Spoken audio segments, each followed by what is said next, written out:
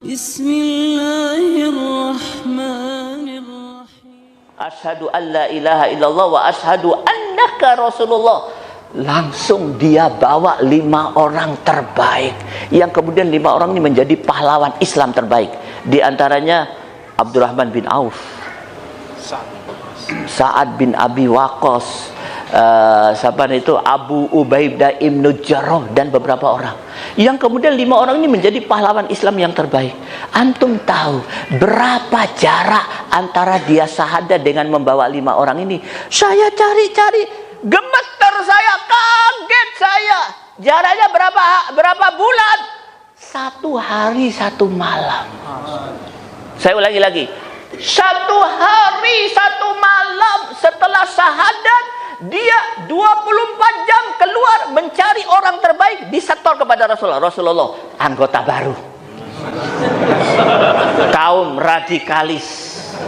Antum tahu, saya buka kamus besar KBBI bahasa Indonesia, ternyata radikal itu indah sekali. Artinya apa radikal? Semua orang harus radikal. Kalau nggak radikal, hancur. Apa itu radikal? Radikal itu berubah secara total, menyeluruh sampai kepada prinsip-prinsip, baik prinsip yang dia ucapkan maupun prinsip dia bertindak. Radikal. Bingung kota Mekah, para Quraisy ini bingung. Wah, ada provokator, dan provokatornya manusia istimewa, tokoh besar Abu Bakar As-Siddiq. Maka dikirim seorang tokoh yang hebat juga, namanya Tolha. Belum masuk Islam pada saat itu. Tolha ini tokoh intelektual, lulusan Harvard University. Kalau sekarang Tolha kasih pengaruhi itu si Abu Bakar supaya dia meninggalkan Islam dan menjadi kaum yang moderat, menjadi warga negara yang baik. Siap, kata Tolha. Beres-beres. Datang Tolha, ditanya oleh Abu Bakar, Tolha, kau datang ke sini diskusi sama saya, maumu apa? Tujuanku cuma satu, ingin mengajak kau kembali kepada Tuhan Lata dan Uzza. Kemudian Abu Bakar bertanya, siapa Lata? Tuhan kita. Siapa Uzza? Putrinya. Kemudian Abu Bakar bertanya, Tolha, ibunya mana? Diam Tolha. Hidayah Allah masuk. Tidak terlalu lama langsung Tolha mengatakan, aku sadar dengan kesalahanku. Hari ini aku akan mengikuti kau. Bawa aku ke Muhammad. Turun ayat ini. Masya Allah, turun ayat ini. Allah Subhanahu wa ta'ala berfirman, catat baik-baik, surat 43 ayat 36. Wa may ya'shu an dzikrir rahman nuqayyid lahu syaitan fahuwa lahu qarin wa innahum la yasuddunahum anis sabil wa yahsabuna annahum muhtadun. Istri saya ajak ke Solo. Dia tanya, "Bang, baru 1 hari ke Solo, ayat-ayat abang kok banyak lupa?" Saya pikir-pikir, oh tadi saya jalan ke pasar Klewer. Jalan di yang banyak kafe, Jalan Slamet Riyadi. Turun. Makanya ini ya perlu antum perhatikan. Banyak orang menghafal melupa ayat gara-gara masuk di kota ini. Ayat ini mengatakan, sekali seseorang meninggalkan Al-Quran, maka Allah syaitan akan menyesatkan dia, dan setan akan menjadi sahabat karibnya. Ya ahi, tidak ada sahabat karib yang lebih jelek daripada syaitan. Yang kedua, setan akan menyesatkan dia sampai kepada puncak kesesatan. Apa itu puncak kesesatan? Wahum yahsabuna annahum muhtadun. Dia beranggapan aku ini lurus, padahal sesat. Itulah kehebatan setan. Apa sebabnya? Meninggalkan Al-Quran. Maka Ikhwan Fiddin rahimakumullah, saya tidak akan bicara panjang. Lu wis entek waktuku. Zida, belum apa-apa sudah setengah jam. Jangan-jangan jamnya rusak itu, atau terlalu radikal. Saya tambah 10 menit. Saya ingin mengatakan kepada Anda, tidak ada tujuan yang paling tepat daripada perjuangan kecuali menegakkan Al-Quran. Sekali Al-Quran hilang dari pribadi kita, hilang dari keluarga kita, hilang dari masyarakat kita, hilang dari negara kita, kita akan disesatkan oleh setan, dan setan akan menjadi sahabat karib kita, dan setan akan menyesatkan kita pada puncak kesesatan. Apa itu? Kita tidak merasa sesat, bahkan kita beranggapan kita berada di jalan yang lurus. Ayat pertama, Ustaz, kurang jelas Ustaz, jelaskan lagi.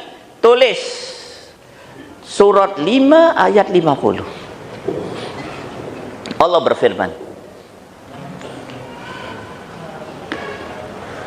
surat 5 ayat 50.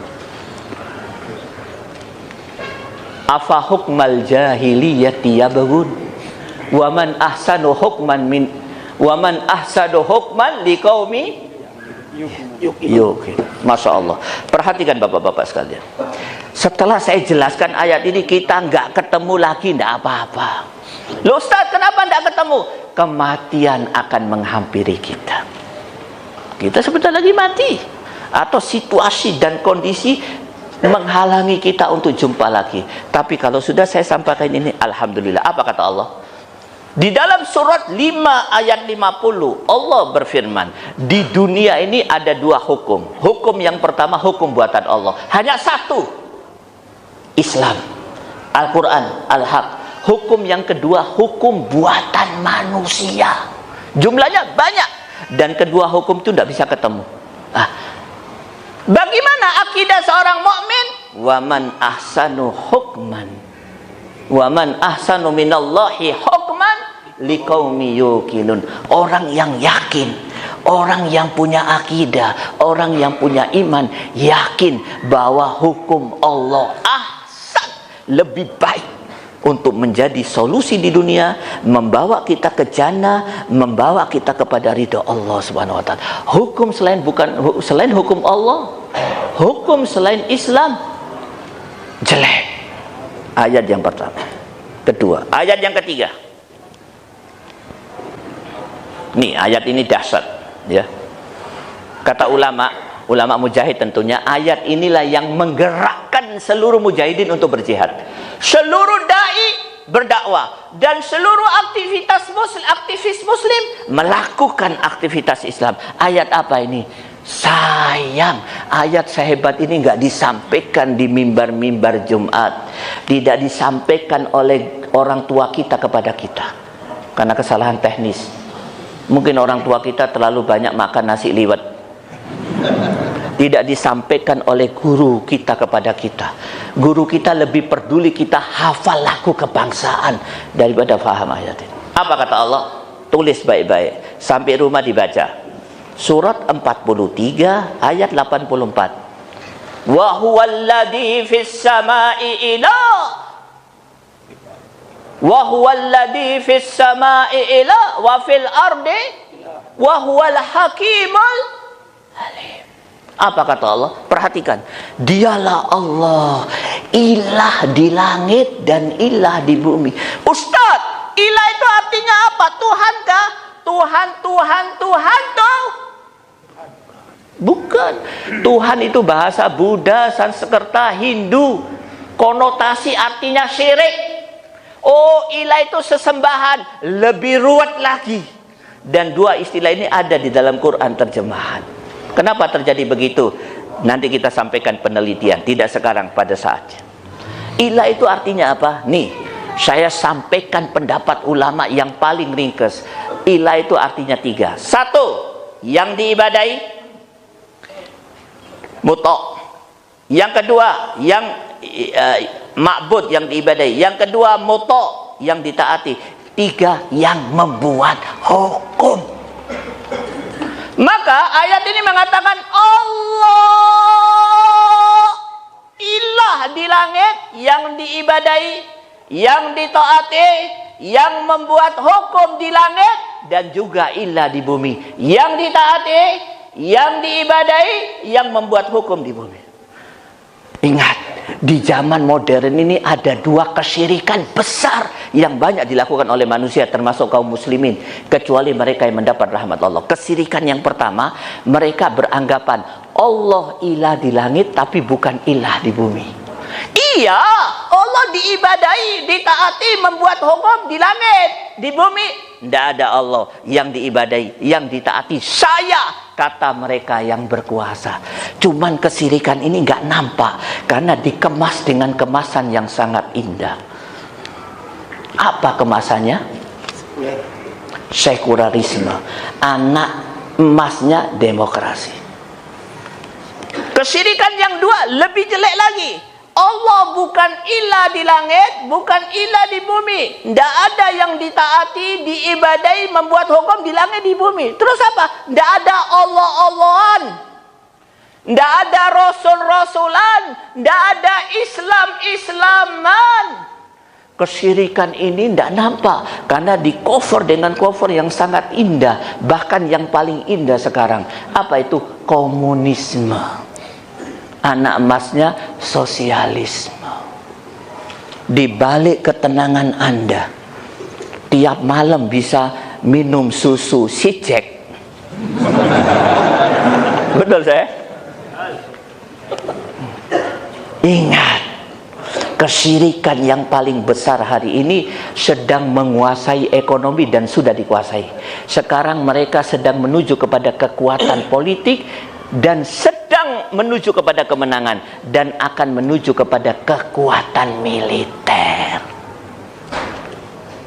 Maka iman fiddin rahimakumullah, ya, mungkin itu saja saya harus tahu diri, ya. Ini saya setahun sekali ke Solo, ambil waktu sebanyak-banyaknya. Nih, saya akan akhiri dengan hadis Nabi. Hadis ini penyejuk dan hadis ini istimewa. Ternyata terjadi hari ini. Hadis ini saya lihat diriwayatkan oleh Muslim di dalam Imarat dan Bukhari di dalam apa namanya? Lupa saya. Walhasil diriwayatkan oleh Bukhari dan Muslim, muttafaqun alaih. Apa kata Rasulullah? Rasulullah bersabda, "La tazalu ta'ifatun min ummati yuqatiluna 'alal haqq la yadurruhum man khadalahum wala man khalafahum hatta yaqumas saah." Banyak bahasa, ada 7 sampai 12 kalau nggak salah. Saya ambil salah satunya. Apa kata Rasulullah? Dengarkan. Rasulullah bersabda, senantiasa ada mujahidin yang berjihad menegakkan hukum Allah sampai hari kiamat. Tidak ada yang bisa mengganggu mereka. Dua kelompok tidak akan pernah bisa mengganggu mereka. Kelompok yang pertama yaitu kelompok yang tidak peduli terhadap jihad. Kelompok yang kedua kelompok yang sesat. Nih, Ibnu Taimiyah setelah baca hadis ini kemudian berkomentar. Apa komentar Ibnu Taimiyah? Masya Allah, menjawab judul kita. Apa komentar Ibnu Taimiyah? Nanti di akhir zaman akan ada 3 kelompok. Di akhir zaman akan ada 3 kelompok berdasarkan hadis ini yang mengatakan Ibnu Taimiyah beberapa ratus tahun yang lalu. Apa kata Ibnu Taimiyah? Kelompok yang pertama Taifah Mansur. Cirinya apa? 2. Berjihad, tapi ingat, alal haq, bukan ala demokrasi. Laisa ala demokratiyah, yang ditegakkan alal haq itu menegakkan hukum Allah. Khalas. Kelompok yang kedua, Taifah mukhalifah, kelompok yang sesat. Siapa dia? Kaum muslimin yang mendukung orang kafir, in group dengan orang kafir, berada di belakang orang kafir, membantu sepenuhnya orang kafir. Taifah mukhalifah, kelompok yang sesat. Kelompok yang ketiga, Masya Allah, Taifah mukhadilah. Siapa dia?